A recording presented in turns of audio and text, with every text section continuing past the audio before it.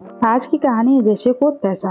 एक बार की बात है, सीतापुर गांव में जिरंधर नाम का एक बनिया रहता था। उसका काम बहुत अच्छा नहीं चल रहा था, इसीलिए उसने धन कमाने के लिए विदेश जाने का फैसला किया। उसके पास कुछ ज्यादा पैसे या कोई कीमती वस्तु नहीं थी, सिर्फ उसके पास एक लोहे की तराजू थी। उसने वो तराजू साहूकार को धरोहर के रूप में दे दिया और बदले में कुछ रुपये ले लिए। धीरेंद्र ने साहूकार से कहा कि वह विदेश से लौटकर अपना उधार चुकाकर तराजू वापस ले लेगा। जब वो 2 साल बाद वह विदेश से लौटा तो उसने साहूकार से अपना तराजू वापस मांगा। साहूकार बोला कि वो तराजू तो चूहे ने खा लिया। धीरेंद्र समझ गया कि साहूकार की नीयत खराब हो गई और वह तराजू वापस करना नहीं चाहता। तभी धीरेंद्र के दिमाग में एक चाल सूझी। उसने साहूकार से कहा कि कोई बात नहीं, अगर तराजू चूहे ने खा लिया है तो इसमें कोई तुम्हारी गलती नहीं है, सारी गलती उन चूहों की है।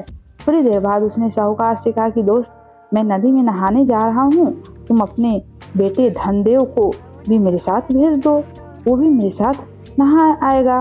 साहूकार धीरेंद्र के व्यवहार से बहुत खुश था, इसीलिए उसने धीरेंद्र को सज्जन पुरुष जानकर अपने बेटे को उसके साथ नहाने के लिए नदी पर भेज दिया। धीरेंद्र ने साहूकार के बेटे को नदी में से कुछ दूर ले जाकर एक गुफा में बंद कर दिया। उसने गुफा के दरवाजे पर बड़ा सा पत्थर रख दिया जिससे साहूकार का बेटा बचकर भाग न पाए। साहूकार के बेटे को गुफा में बंद करके धीरेंद्र वापस साहूकार के वापस आया। उसे देखकर साहूकार ने पूछा कि मेरा बेटा कहाँ है। धीरेंद्र बोला कि माफ करना दोस्त, तुम्हारे बेटे को चील उठाकर ले गई।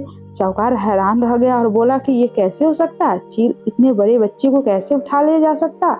धीरेंद्र बोला, जैसे चूहे लोहे के तराजू को खा सकते हैं, वैसे ही चील भी बच्चे को उठाकर ले जा सकती है। अगर बच्चा चाहिए तो तराजू लौटा दो।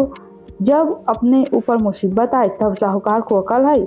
उसने धीरेंद्र का तराजू वापस कर दिया और धीरेंद्र ने साहूकार के बेटे को आजाद कर दिया। जो जैसा व्यवहार करता है उसके साथ वैसा व्यवहार करो ताकि उसे अपनी गलती का एहसास हो जाए।